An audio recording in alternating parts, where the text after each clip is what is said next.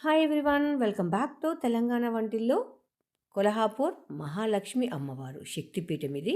నేను చూడ్డానికి వెళ్ళాను. అక్కడ చిన్న వీడియో అయితే తీశానండి. సో అమ్మవారు చాలా నిండుగా కళగా ఉంది. చాలా బాగా దర్శనం కూడా అయింది.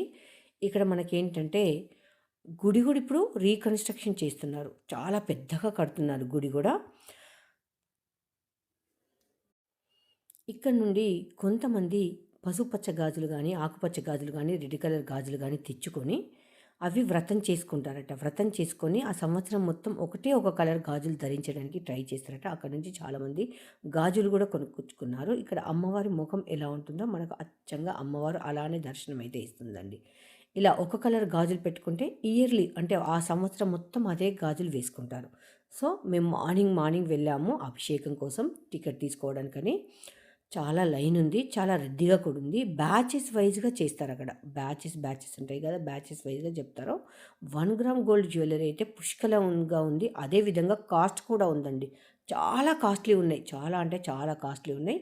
గుడి మాత్రం చాలా పెద్దగా, విశాలంగా ఉంది. చాలా విశాలంగా ఉంది.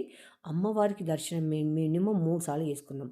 వెళ్ళగానే 9:30కి వెళ్ళాము మేము నైటు. ఒకసారి దర్శనం చేసుకున్నాం.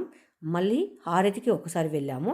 నెక్స్ట్ అదే గుళ్ళో మనకిక్కడ దత్తాత్రేయుడు స్వామి విగ్రహం అయితే ఉంది. అది కూడా చాలా నీట్‌గా ఉంది. మేము మార్నింగ్ వెళ్ళాం కదా! అప్పుడే క్లీనింగ్ ప్రాసెస్ అయితే జరుగుతుందండి.